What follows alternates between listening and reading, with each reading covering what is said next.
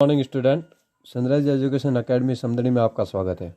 आज हम पढ़ने जा रहे हैं एल्गोरिथम, यानी इंट्रोडक्शन टू प्रॉब्लम सॉल्विंग है, उसी का एक दूसरा टॉपिक है जो एल्गोरिथम। इससे पहले हमने बारे में पढ़ा था, यानी इससे पहले हमने इसके स्टेप के बारे में पढ़ा था कि किस प्रकार से प्रॉब्लम को सॉल्व किया जाता है, कि हमारे दैनिक जीवन में आने वाली जितनी भी प्रकार की कोई समस्या है तो उसको किस प्रकार से सॉल्व करते हैं।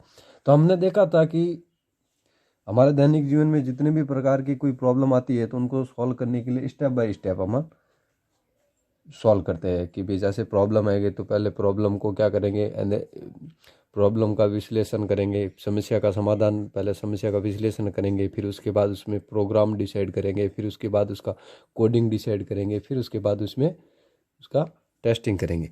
तो यानी पहले एनालाइजिंग द प्रॉब्लम करेंगे, यानी प्रॉब्लम की समस्या का विश्लेषण करेंगे, फिर उसके बाद उसमें प्रोग्राम यानी एल्गोरिथम को डिजाइन करेंगे, और फिर उसके बाद आगे स्टेप बाय स्टेप अपन बढ़ेंगे। तो अब हम बात करते हैं इसी एल्गोरिथम की। तो यानी प्रत्येक दिन जैसे ही अगर आप सुबह उठते हो मॉर्निंग टाइम में, तो इसमें क्या होता है, हर कोई काम जब भी आप स्टार्ट करते हो, स्टार्ट से लगाकर ख़त्म तक करने के लिए कुछ स्टेप होते हैं और उस स्टेप को अपन फॉलो करने होते हैं। यानी हर काम आपके लिए एक प्रॉब्लम जैसे होते हैं, और प्रॉब्लम को हल करना काम करने से मिलता है। यानी जो समस्या आई है तो उस समस्या का हल आप कब करोगे, कोई काम करोगे तभी उस समस्या का हल कर पाओगे। तो उसके लिए क्या हो, एक निश्चित स्टेप होते हैं। जैसे अगर उदाहरण के तौर पे अपन समझे, जैसे एग्जाम्पल के तौर पे अगर आपको मैं समझाऊँ, तो उसमें जैसे मॉर्निंग में सुबह उठते हो आप, तो उठते जैसे चाय पीते हो यानी टी बनाते हो, तो इसको बनाने के लिए भी कुछ स्टेप है, ठीक है। या फिर अगर दूसरी बात करें, रोटी बनाते हो तो ये भी स्टेप है। तो यानी जब आप मॉर्निंग में कुछ ऐसा कुछ करते हो, सुबह जब उड़ते चाय बनाने करते हो, तो उसके लिए भी कुछ आपको एक स्टेप को फॉलो करना होता है। जैसे चाय बनाने के लिए स्टेप है, तो उसमें अगर आप देखा जाए कि किस प्रकार से अपन चाय बनाते हैं, तो सबसे पहले अपन क्या करते हैं कि जैसे गैस स्टार्ट किया,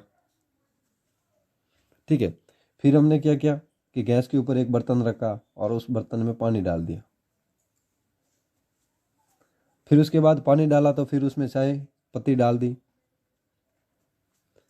ठीक है, फिर चाय पत्ती को थोड़ी देर उबाला और फिर उसके बाद उसके अंदर चीनी डाल दी और फिर दूध डाल दिया। तो यानी पहला स्टेप तो ये हुआ कि गैस स्टार्ट किया, सेकंड स्टेप ये हुआ कि बर्तन में पानी डाला, थर्ड स्टेप ये हुआ कि चाय पत्ती और चीनी डाल दिया, फिर उसको उबाला, और फोर्थ स्टेप हमने उसमें दूध डाल दिया।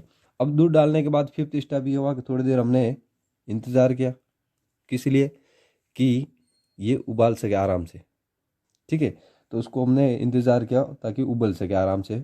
जैसे ही तैयार हुआ, सिक्स स्टेप पे हमने क्या किया, गैस बंद कर दिया, और 7 नंबर स्टेप पे हमने क्या कर दिया, उसे जो बर्तन था वो गैस से नीचे ले लिया, और ऐसे प्रकार से हमारी चाय बन के तैयार हो गई। तो इस प्रकार से हमारे चाय बन के तैयार हो गई।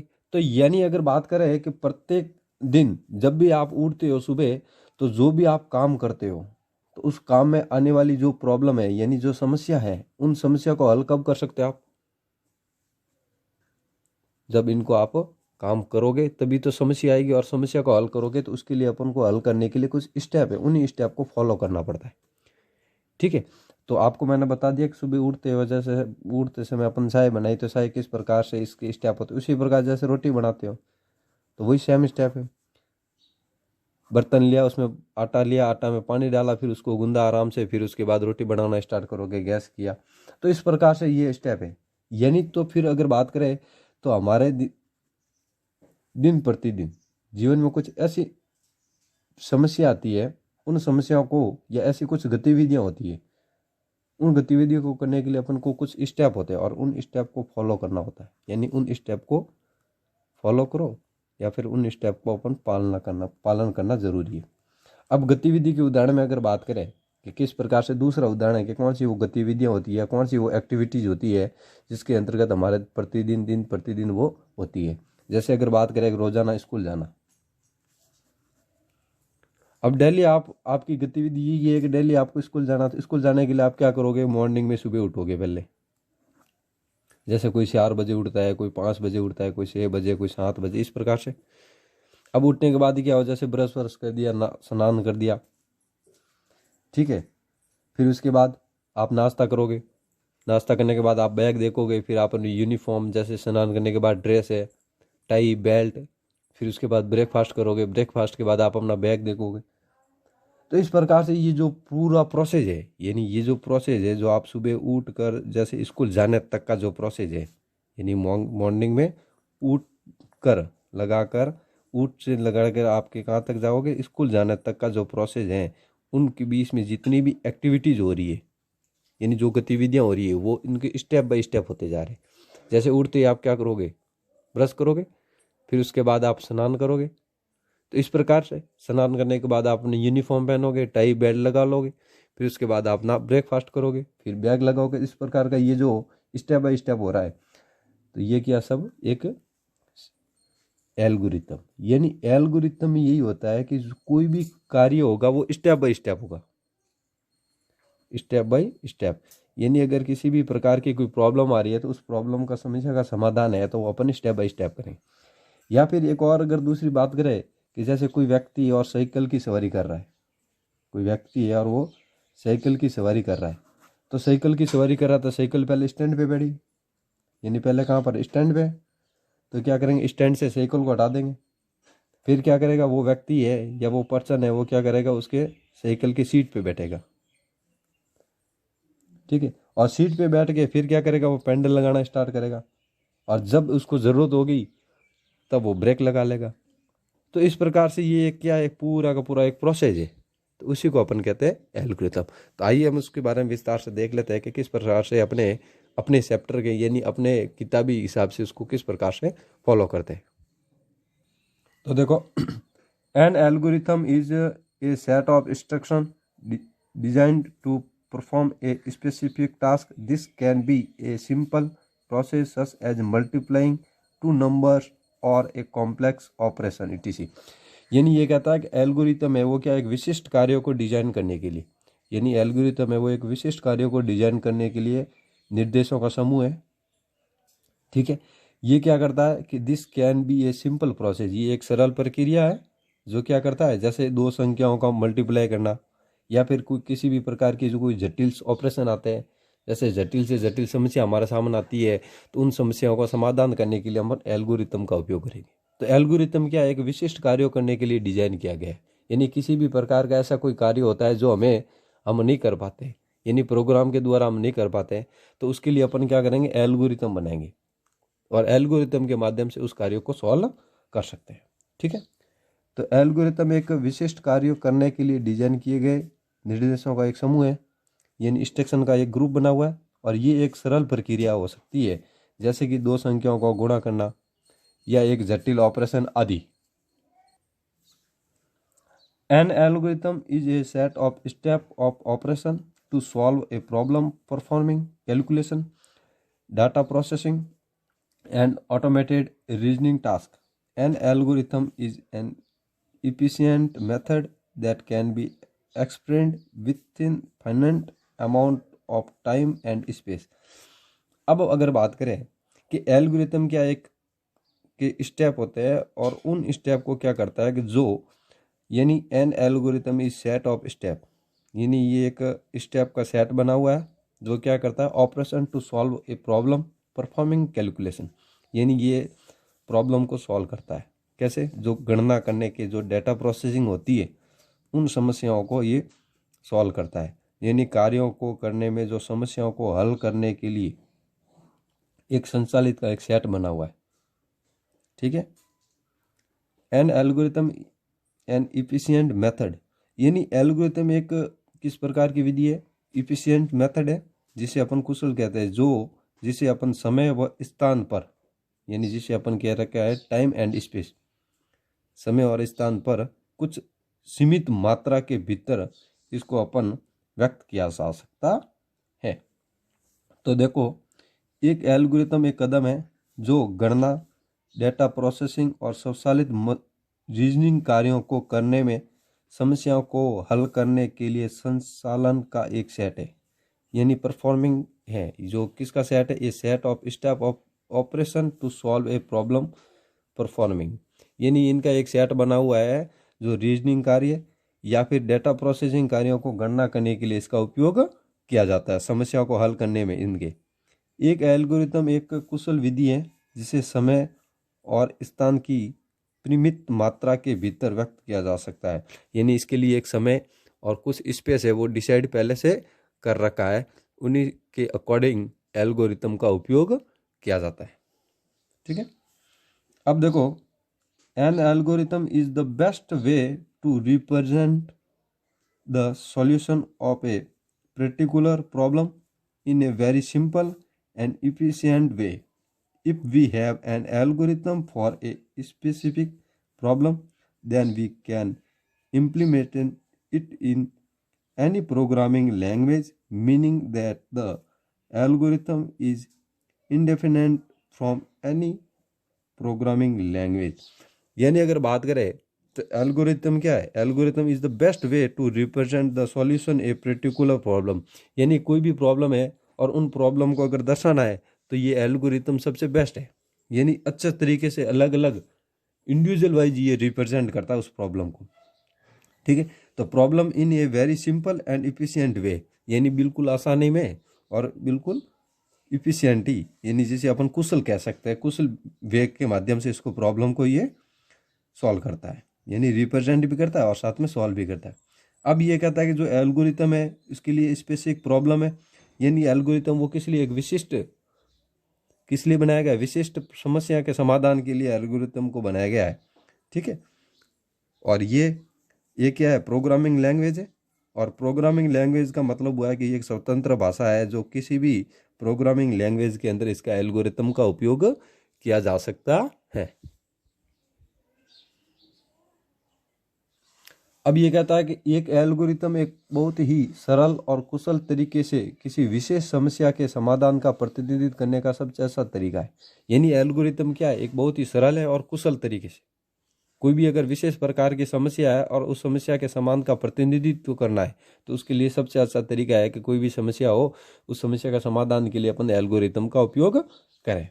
यदि हमारे पास एक विशेष समस्या के लिए एल्गोरिथम है तो हम इसे किसी भी प्रोग्रामिंग भाषा में लागू कर सकते हैं। यानी मैंने आपको बताया कि ये एक ऐसी है कि एल्गोरिथम है, वो एल्गोरिथम किसी विशेष समस्या के एल्गोरिथम के लिए बनाया गया, जिसके अंतर्गत ये बताया गया कि अगर हमारे पास कोई प्रोग्रामिंग भाषा के अंदर कोई ऐसी समस्या है तो उस समस्या को अपन प्रोग्रामिंग के किसी भी लैंग्वेज के अंतर्गत यानी किसी भी प्रोग्रामिंग भाषा के अंतर्गत अपन उसको लागू कर सकते हैं। यानी जिसका अर्थ है कि एल्गोरिथम किसी भी प्रोग्रामिंग भाषा से स्वतंत्र है।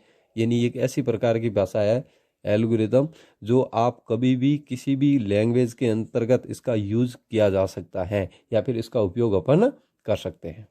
ठीक है, सेकेंड नंबर पे देखो इसके बाद अगली, तो the important aspect of algorithm design include creating an efficient algorithm to solve a problem is an efficient way using minimum time and space.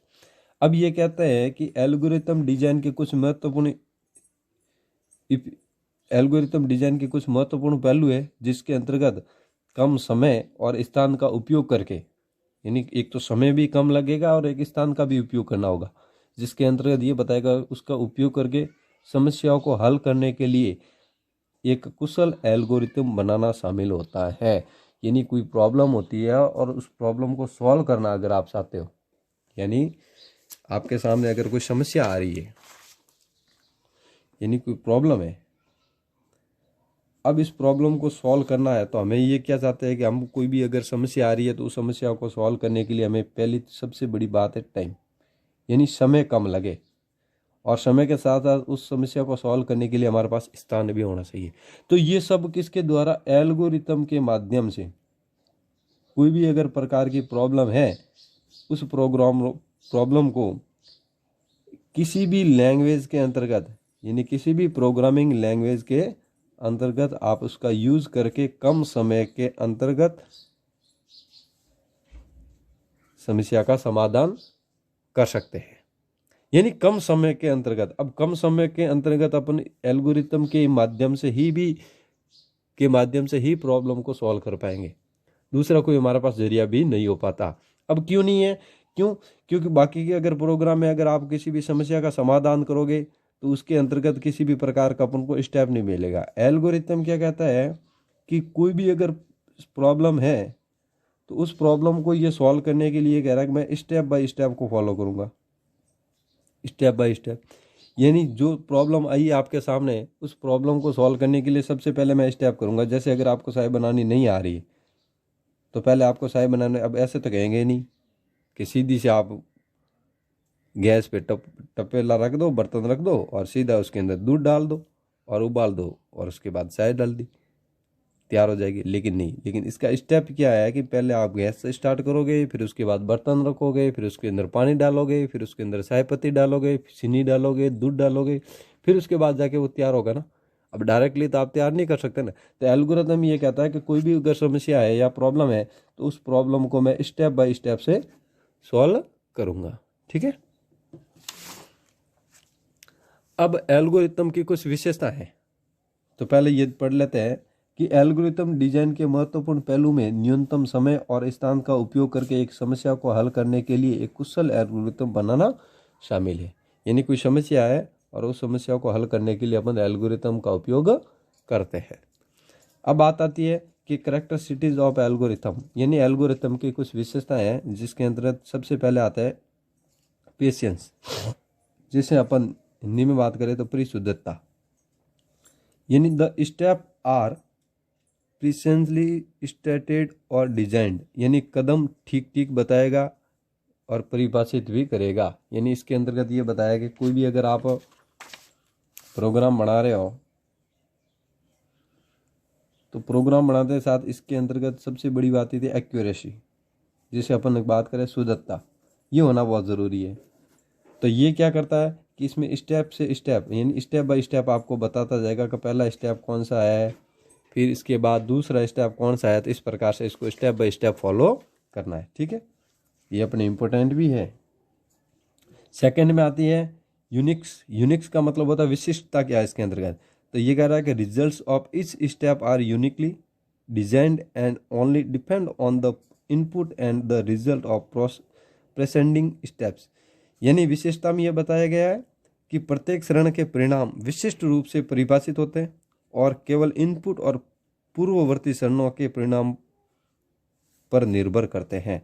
यानी जिसके अंतर्गत ये बताया गया कि प्रत्येक चरण के परिणाम है वो विशिष्ट रूप से परिभाषित भी होते हैं, लेकिन इसके अंतर्गत कुछ ऐसे रिजल्ट होते हैं जिनको अपन इनपुट करते हैं ना, उन्हीं के रिजल्ट पर वो निर्भर करता है कि आपने जैसे मान लो क्या इनपुट किया है। एग्जाम्पल के तौर पर देखा जाए कि अगर आपने जैसे दो संख्याओं को जोड़ने का आपने इनपुट किया है कि भाई हमने एक एल्गोरिथम बनाना है जिसके अंतर्गत ये बताया कि दो संख्याओं को जोड़ने का आई प्रोग्राम बनाना है, तो ये आपके यानी जिससे विशेषता की बात करें तो ये प्रत्येक चरण के परिणाम विशिष्ट रूप से परिभाषित होते हैं। अब ये आपके जो डाटा आपने इनपुट किए हैं, यानी जो डाटा हमने इनपुट किए हैं उसी पर निर्भर करेगा कि आपने अगर मान लो दो संख्याओं को जोड़ने का प्रोग्राम दिया है तो फिर वो दो संख्याओं को जोड़ेगा।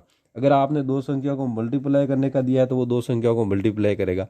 तो जो आप इनपुट करोगे वही आपको आउटपुट मिलेगा।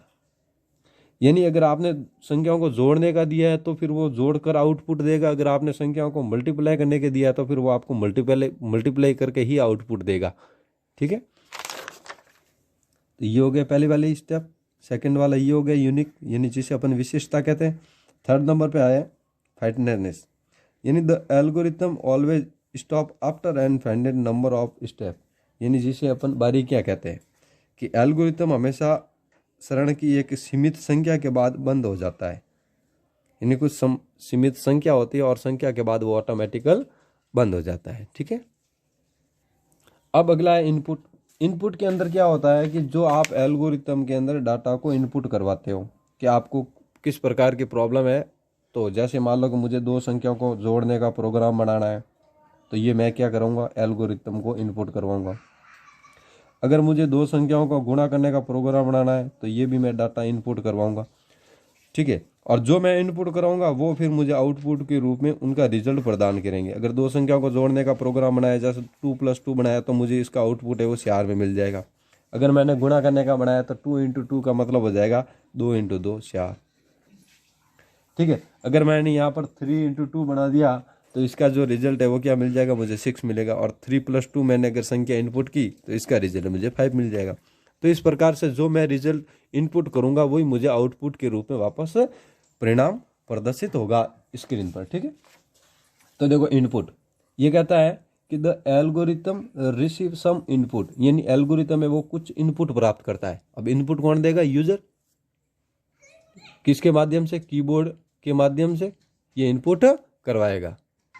फिर उसके बाद है तो आउटपुट आता है। तो आउटपुट में ये कहता है कि the algorithm produce some output, यानी एल्गोरिथम कुछ आउटपुट का उत्पादन करता है। यानी जो आप इनपुट करोगे उसका रिजल्ट आपको स्क्रीन पर दिखाने के लिए ये उसके आपको स्क्रीन पर प्रदर्शित करेगा। यानी रिजल्ट है तो वो रिजल्ट आपको कहाँ मिल जाएगा, यानी कीबोर्ड आपके मॉनिटर पे है या स्पीकर के द्वारा या फिर आप उसका प्रिंटर के द्वारा इसका यूज करके अपन इसका रिजल्ट देख सकते हैं।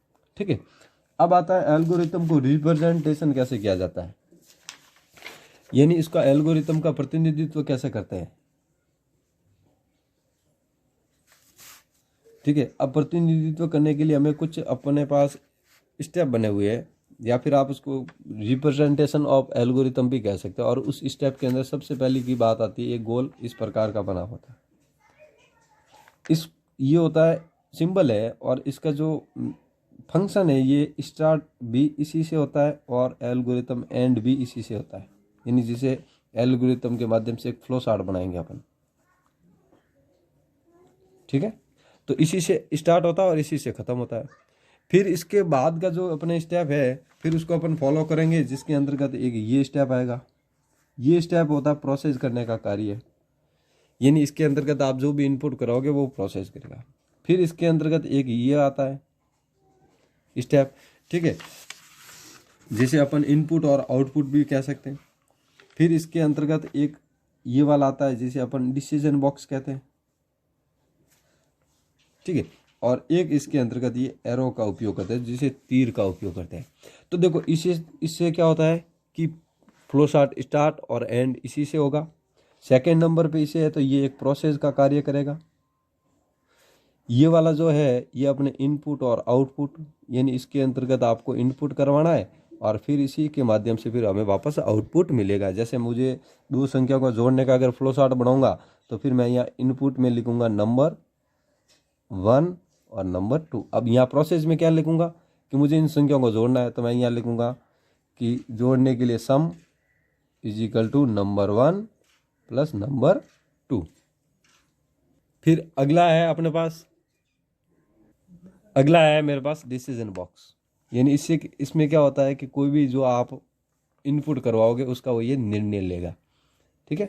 और इसके बाद ये एरो में क्या होता है कि ये होता है कनेक्टर, यानी इन सभी को आपस में एक दूसरे से ये कनेक्ट करेगा। ठीक है। तो इस प्रकार से अपन किसी भी एल्गोरिथम से ये रिप्रेजेंटेशन कर सकते हैं। तो अब इसको अपन डिटेल से पढ़ते हैं कि किस प्रकार से रिप्रेजेंटेशन होता है। ठीक है। तो देखो सबसे पहले रिप्रेजेंटेशन ऑफ एन एल्गोरिथम, इसके देखो यहाँ पर दे रखे ये फ्लो चार्ट के सिंबल है, ये इनके फंक्शन है और ये इनका डिस्क्रिप्शन है, इनका विवरण है। सबसे पहले इस प्रकार का होगा जिसे आप ओवल भी नाम कह सकते हो, यानी जैसे अंडाकार या आकृति होगी। ठीक है। जिसके अंतर्गत पहले स्टार्ट और एंड फंक्शन होगा, यानी इसी फंक्शन का कार्य क्या है कि इसी से तो प्रोग्राम फ्लो चार्ट स्टार्ट होगा और इसी से फ्लो चार्ट वापस एंड होगा। ठीक है। तो it indicate where the flow starts and ends, यानी ये इंगित करता है कि प्रवाह कहाँ से शुरू और समाप्त होता है। ठीक है। तो इसका कार्य क्या है कि स्टार्ट और समाप्त होना, यानी पहले शुरुआत होगी और शुरुआत के बाद इसी से वापस समाप्ति होगी। सेकंड नंबर पे है वो प्रोसेस में क्या कहता है कि it represent a process action और सिंगल स्टेप, यानी ये एक प्रक्रिया होती है जिसके अंतर्गत इस किसी कदम का प्रतिनिधित्व करता है। जिसमें मैंने आपको बताया ना कि अगर मैं जैसे मुझे दो संख्याओं को जोड़ने का बनाना है तो यहाँ प्रतिनिधित्व क्या करेगा, सम = नंबर 1 + नंबर 2, यानी संख्या 1 और संख्या 2 को जोड़ने का। तो इस प्रकार से ये इसके अंतर्गत इनपुट करवाया जाएगा। ठीक है। अगला है डिसीजन, यानी निर्णय बॉक्स, जिसे अपन कहते हैं कि ए डिसीजन और branching point usually or yes or no on true or false question is asked, and based on the answer the path get split into two branches, यानी एक प्रकार का ये निर्णय है जिसके अंदर क्या होता है कि आमतौर पर इसके अंदर दो जवाब मिलते हैं, यानी या तो मिलेगा यस और नो, और या फिर दूसरा जो होगा ट्रू या फॉल्स।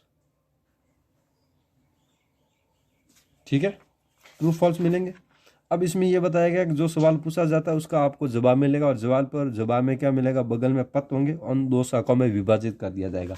यानी इस प्रकार से ये डिसीजन बॉक्स बनेगा, और इस डिसीजन को दो भागों में विभाजित कर देंगे, एक इस तरफ चला जाएगा और एक इस तरफ चला जाएगा।